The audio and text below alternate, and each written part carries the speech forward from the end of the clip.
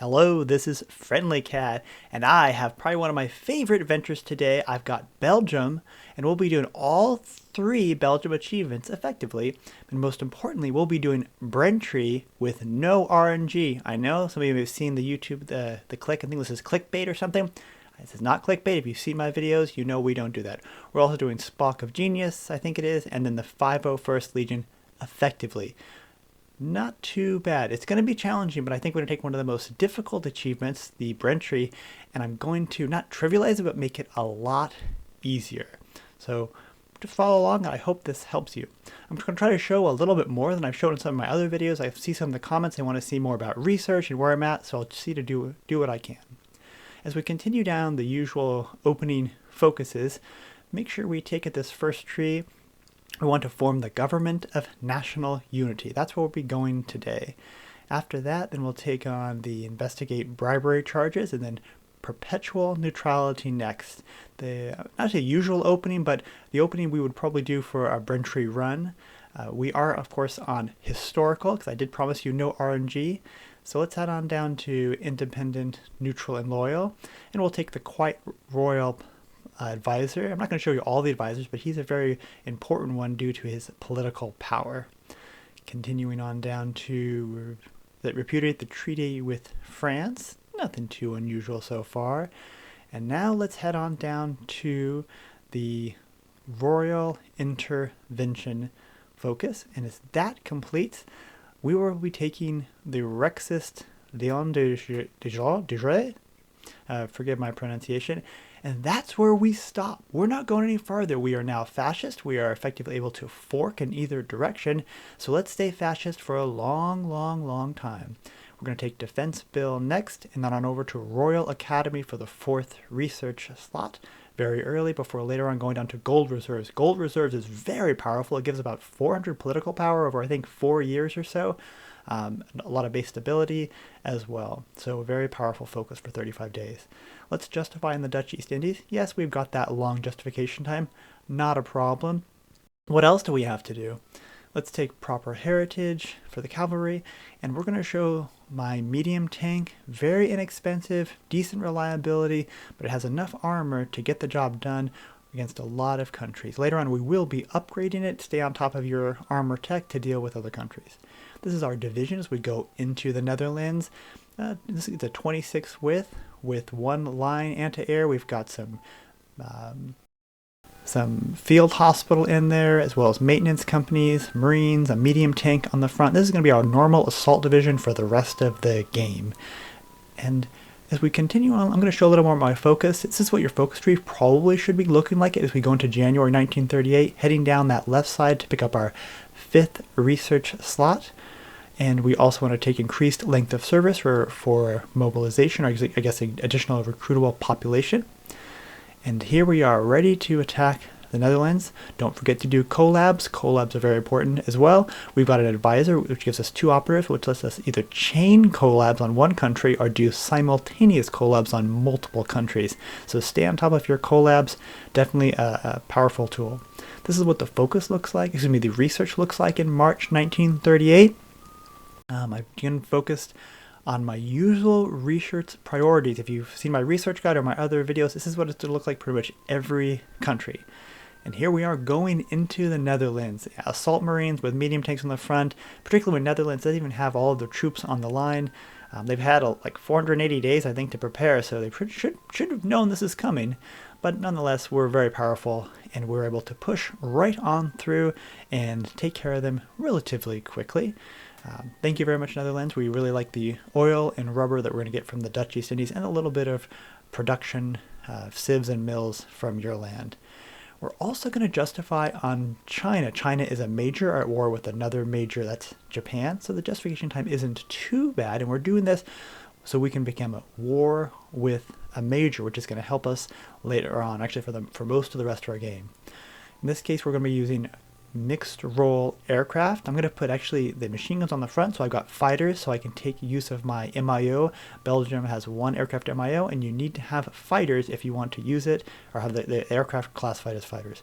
We're also going to start justifying on Japan to spike world tension. Since we're at war with China, we can lend-lease, but at 55% world tension, we can't fully utilize it. We need world tension to go up to 100%.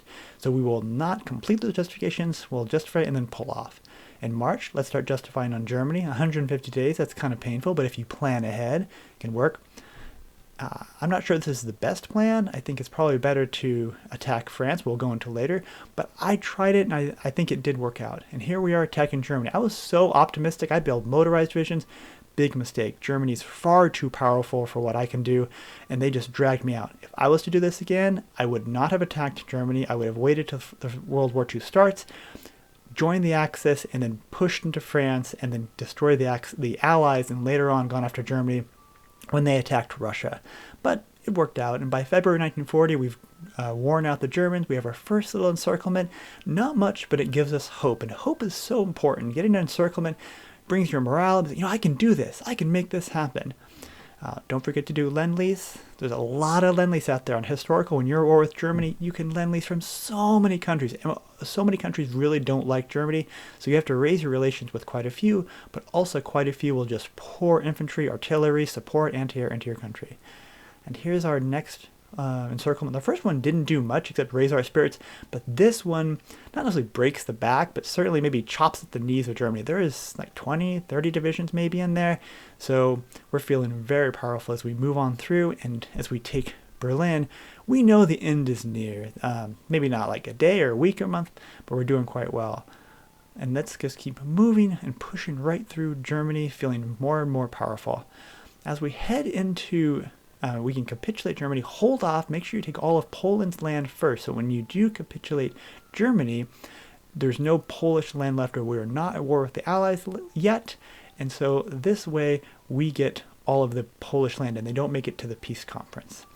As we continue to head south, let's go into Italy. We're getting more and more powerful. We've got the German industry. We had actually had a collab on them as well. So that was just a matter of time. The question is, what's life going to look like after the Axis? And I collabed Italy as well, but didn't do so well, and we did get that civil war, a little bit annoying, but doesn't really hurt the run too much. So let's just live with it, move on. Things don't always work out our way. Now, after we take out most of the Allies' Axis, let's declare on France and hope that we can cross that channel before the Axis capitulate. That way we get a fascist in the peace conference a little bit easier on us. So we push right on through France, who also has a collab, but they capitulate to Germany, which I kind of knew was happening since Germany had more war score. And then let's go ahead and take care of Italy. Since we're having such a hard time getting across the channel, I can't get naval supremacy, so let's just take them out. And in this piece, I'll do pretty good. I take everything except for a little piece, which France turned into Germany. So we're not going to be able to cross the channel for a while, but we're going to send subs, and eventually we will get naval supremacy. It happened a lot faster than I thought. And I know in this new DLC, UK does a great job defending their ports, but they really can't defend against this type of an army. Marines are made for this type of invasion. They've got medium tanks on the front, and our motorized are just sprinting through. So we're going to be able to take out the UK without too much trouble, even though it's March 1941. And in theory, with this new DLC, the UK would put up a big fight. It just isn't enough.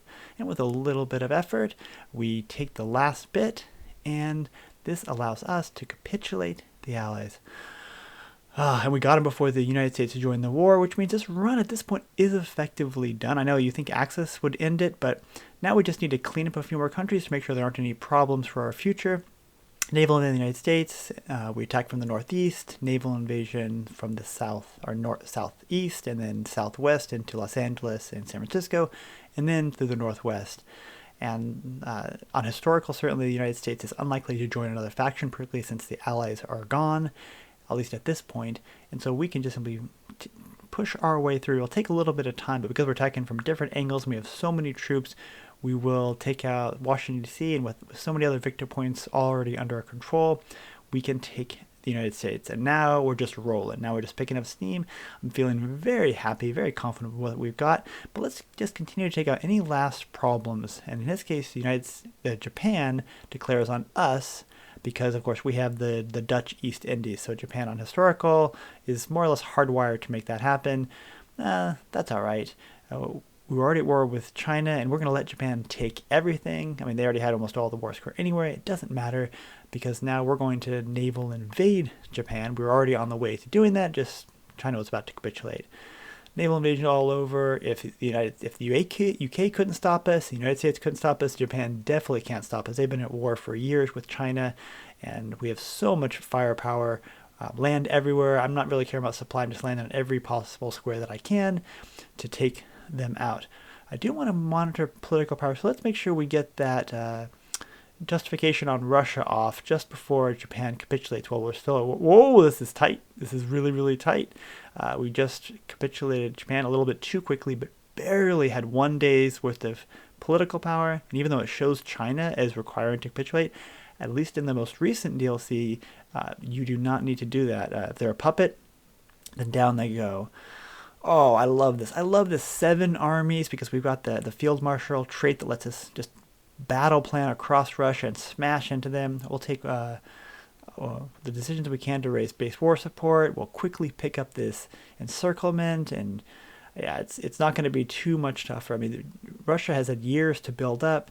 We're going to send the Bicycle Corps into East Russia to take Vladivostok and just expand around. I like running bicycles. I got no good reason to run them. They're not really that important, but victory points are victory points and help us just win the war a little bit quicker. And this massive encirclement, that pretty much breaks Russia. I mean, they couldn't stop us before, but with all of our air power and all of our factories, so it doesn't take too much longer with our capitulation, because with the collaboration governments, even before we took Baku, that's the end of Russia. And all the countries that could cause us trouble are now under our control. But we haven't actually taken control of Luxembourg, so let's justify on them. And along the way, Norway and Chile chose to guarantee them. So go ahead, let's naval invade and take them out. And as one might expect, it's not very difficult to take either one of them out. It's just a bit of a formality. Naval invade into Norway, naval invade into Chile, and that's one of the reasons we took out the United States. Even though the United States would not normally attack us, we don't want them getting involved. We don't want them forming a faction and causing more problems with us. Okay, so at this point, we could release Great Britain as our puppet, but we don't have a faction, and we have not completed the support the European project, so that would not complete that achievement. We also have, in January 2045, we researched 10 research projects, but we do not have Spaak as our leader, so that would not give us the achievement that involves Spaak in the research. We control the capitals of our neighbors, fully control those zones, so that's good, but we have not completed the Legacy of the Soldier King, which gives us that Rexus Legion national spirit. So at this point, what we need to do is actually copy, one new thing you can do, I should say, is make a copy of your Iron Man save game, and then move forward and go down the side, whichever side you want to go first. Here I'm going to do Spaak and then the Brentry. So once we get to the snap election focus, I'm not sure if I'm saying his name is Spaak. And now that we've completed that, completes that achievement, the Spaak-related achievement with the research, Spaak of Genius or something like that. Then we'll move on down to support the European project. And once that completes, we now have a faction, and we've completed the focus, and we're the leader of the faction. We've completed support the European project, which is part of the achievements, a requirement of the achievement. Now we will release the UK, and the UK is now in our faction. We lead the faction, we've completed it, and now we have now completed Bren entry. Not too bad. Now, if you wanted to also do the 501st, you have to go back to your Iron Man save game, which you took a copy of, I hope, if you wanted to do that, and then continue down, support the Rexus, and all the way down to Legacy of the Soldier King. This is arguably, I would say, an exploit, but I'd say it's within the spirit of Iron Man. So if you want to focus on Brentry and then come back and do this all over again or do something different. But in this case, we've now completed Rexus Legion. We have the National Spirit. So we've completed all 3 Belgian achievements, in my opinion, within the spirit of Iron Man. Anyway, so I thought it was a little fun. I really enjoyed Brentry. That's the real challenging achievement. The other ones, particularly 501st, is not so bad. Well, I hope this helped you. I hope you enjoyed it. I had a lot of fun playing this. I really enjoyed Belgium, and I hope you have a great day. Thank you very much.